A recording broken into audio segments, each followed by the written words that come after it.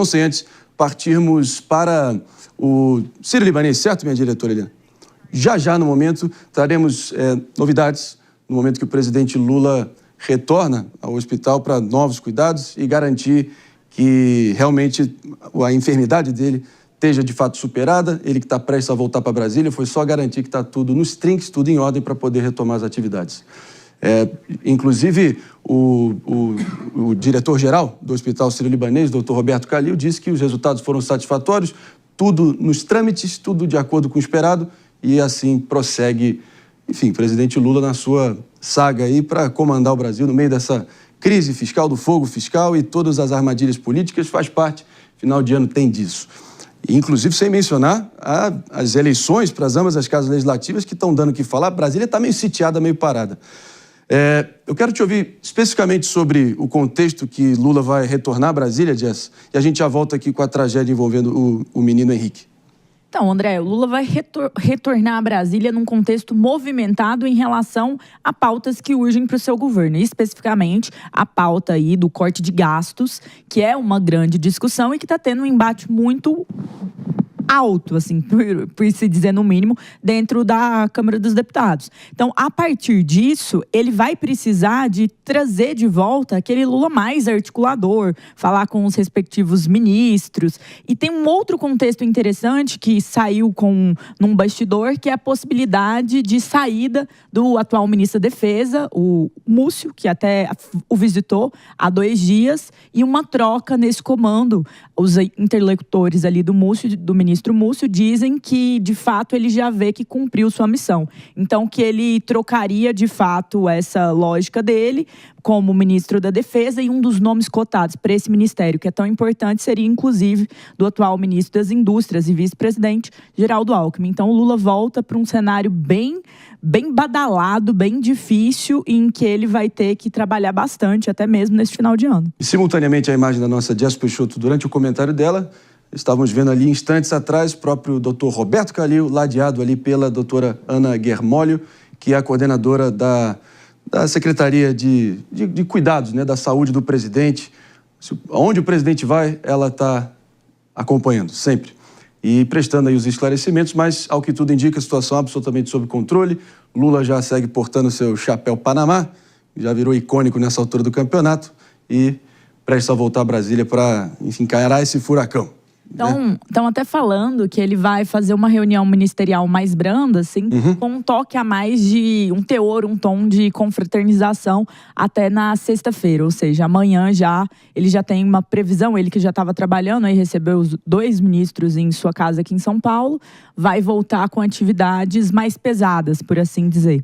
Além desse susto de saúde, dessa operação invasiva, alta complexidade, claro, o baque mental até que isso envolve, ele, enfim, está com tantos abacaxis aí e incêndios para poder apagar. Não vai ser fácil. Época de fim de ano, você acha que você vai desarmar, ficar mais tranquilo, mas não vai ser bem assim no caso dele, né, mano? Não, e vale dizer que na primeira entrevista que ele concedeu após passar por esses procedimentos, ele deu uma declaração que, no lugar de apagar o incêndio, aumentou o fogo, que foi dizer que não haveria nenhum problema econômico no seu governo e que o único problema do Brasil seria o patamar da taxa de juros, tentando com isso jogar a culpa da situação atual de descontrole do dólar e de expectativas de inflação mais alta, como se fosse tudo culpa do Banco Central malvadão. Banco Central que, a partir do ano que vem, já será composto totalmente por membros indicados pelo próprio governo Lula, ou seja, uma narrativa que sempre foi uma narrativa que não fazia sentido, mas agora passa a ter ainda menos elementos para fazer sentido. Você não pode nem culpar a indicação do governo anterior, que nunca foi efetivamente a culpada. Pelo contrário, sempre não passou de uma narrativa barata para esquivar-se da própria responsabilidade. Então, há muita expectativa sobre o tom que Lula vai adotar e, se ele insistir em fugir da responsabilidade, o que a gente vai ver é a situação piorar, é o dólar subir ainda mais e ninguém sabe onde vai parar, porque você falar do dólar a mais de R$6 um ano atrás era uma insanidade. Será que vamos chegar a 6,50? A 7? O que é que precisa acontecer para que o governo assuma a sua responsabilidade, pare de jogar a culpa para os outros e se comprometa efetivamente em trazer um equilíbrio para as contas públicas, em parar de tentar tapar o sol com a peneira e dizer vamos tomar as medidas necessárias para ajustar as contas. Está na hora de ter mais adulto na sala, a gente não pode mais perder oportunidades em sequência como vem acontecendo, porque as consequências, como eu sempre digo, sempre vêm depois e são impiedosas quando elas chegam da forma avassaladora que vem chegando logo nesse final de ano, no meio de tanto negacionismo econômico, de tanta terceirização de culpa, um apontando o dedo para o outro. Está na hora dos adultos entrarem na sala e botar a bola no chão. Pepe, sua pincelada em relação à expectativa do retorno a Lula para Brasília, nesse momento tão conflagrado, para dizer o mínimo, né? Não, é um momento muito complicado, conturbado do governo. Não dá para falar que o Lula está voltando na tranquilidade. Pelo contrário, né? Todo mundo está duvidando de como esse governo vai terminar, né, o final do mandato. Todo mundo está pensando qual que é a política que o Haddad e o Lula vão anunciar para tentar realmente ter a confiança do mercado. Não que eu concorde com essa tática, né? Mas a sociedade quer isso, né? Não dá para a gente normalizar um dólar mais de R$6, a inflação a 4,8%, apesar de ser perto da margem tolerada pelo Banco Central, né? Mesmo assim, é algo que envolve a saúde financeira das pessoas. Não dá para a gente negar que o inadimplemento das famílias está crescendo no Brasil, mostrando claramente que as famílias estão endividadas, não têm condição de ter crédito.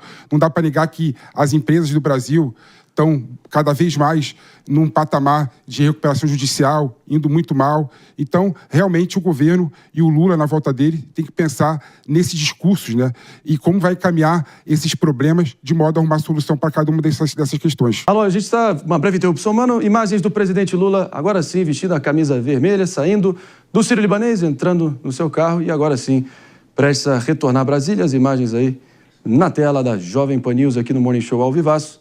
Acenou ali para os populares, eu imagino ali também para o contingente ali da imprensa. E agora sim, retornando a Brasília, a caráter lá, chapéu Panamá, camisa vermelha, e assim retornando à normalidade, por assim dizer. E que finalmente a gente possa dar um basta, né, nessas tantas teorias amalucadas sobre o real estado de saúde dele que surgiu na esgotosfera da internet nas últimas semanas, né? Agora a questão vale lembrar, a recomendação médica é que ele tenha um relativo descanso, Sim. A palavra usada pelo Dr. Roberto Calil, ou seja, que ele não entre full time, né, na máxima intensidade no trabalho, só que o momento que o Brasil passa exige a máxima intensidade no trabalho. Então, como que o presidente Lula vai equilibrar a demanda de saúde que ele possui para completar esse ciclo de recuperação após procedimentos que são sensíveis, né? Nunca é simples abrir o crânio de ninguém, ainda mais às portas dos 80 anos, com a necessidade de trabalho intenso de articulação política que o país demanda para a aprovação de medidas que deem o mínimo de credibilidade no horizonte fiscal de longo prazo para o país. E que fique claro, de acordo com vários economistas que se pronunciaram nos últimos dias, ainda há tempo para corrigir essa rota.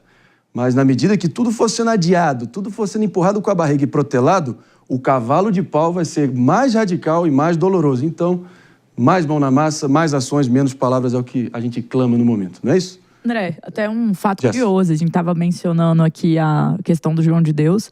Em 2012, quando o presidente Lula teve câncer na laringe, ele passou pelos cuidados no Sírio-Libanês, mas ele também passou por um cuidado de alma ali, à época, com o próprio João de Deus. Então isso mostra como essa força da crença espiritual, ela não é uma coisa que a gente pode olhar e falar assim, é de tal pessoa, é de tal grupo. Não, isso é muito tradicional no Brasil. Buscar a medicina na ciência, mas também buscar esse aspecto espiritual da alma aí. E aí dentro disso vão ter os charlatões, mas também tem um refúgio espiritual que é muito importante para acalentar, para dar esperança, para dar força, que é muito variado e que todo mundo, ou quase todo mundo, faz uso e que é louvável quando se faça. Mas todo mundo pode cair também, tem que estar atento para não cair na mão de um charlatão. Eu acredito na ciência e na medicina, graças a Deus, né? Você vê que o Brasil é exatamente assim. E no final das contas, tudo gira em torno da fé, né? Se você tem fé e acredita, né, no transcendente, independente do meio que você usa, pessoas charlatanas ou pessoas decentes, né? Pode dar certo. Teoricamente, pode dar certo. Já na coletiva, o próprio presidente Lula, ali portando seu agora icônico chapéu Panamá, já deu a entender que estava tudo ok. Agora, esse período todo aí, aventando teses das mais delirantes possíveis, né? De clones, a morte do presidente. Nossa, foi um show de horrores, mas, enfim, mostra um pouco o reflexo nítido também do consciente coletivo do brasileiro nesse momento, né? Mas, enfim, quer derrotar o presidente, é contrário às políticas dele, ele enquanto representante do povo. 2026 é logo aí e é a melhor oportunidade. Não é isso, Jess? Eu concordo, mas o que eu fico imaginando aí é aquela conversa de consultório, sabe? Meu avô passou por uma situação difícil e uma das reuniões com os doutores, eles falaram assim, olha, tem que evitar estresse também, é um procedimento que foi na cabeça, então bem similar ao do presidente. Mas, no final das contas, para o Lula isso é impossível, né? Então, assim, não tem como ele não se estressar, não tem como ele não passar por momentos estressantes de dificuldade. E é um senhor já de idade que acabou de fazer um procedimento muito sério que volta à política brasileira, a política em Brasília, num momento em que ele precisa muito se ligar com outros grupos. Então, é difícil porque, imagina, um procedimento muito esgotante. E ainda tem todo esse estresse de ser o atual presidente da República, né? Esse é o ponto principal também que eu acho. Porque, pronto, assim, o Mano trouxe um ponto que eu achei interessante, né? Que os médicos falaram que tinha que ter um relativo descanso, e repouso. É impossível o presidente da República de um país como o Brasil parar um dia, quiçá uma semana, quiçá um mês, né? É impossível ele ficar sem ter acesso às informações e sem poder conversar com seus assessores direto. É impossível. Sabendo que o Brasil está desse jeito, o estresse é natural, no meu modo de ver. Não, e o dólar, toda a cobrança. O estresse é natural. Então, ou seja, então que vá trabalhar mesmo. É impossível ficar parado.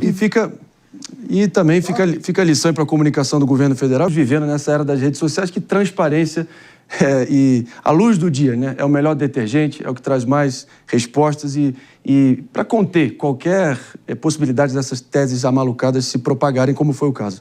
Mano, para finalizar, a gente vai falar do dólar também. É que a situação é muito complicada, exatamente, até se conectam os temas, porque essa situação do dólar mostra exatamente uma crise de confiança no país. E por que há crise de confiança?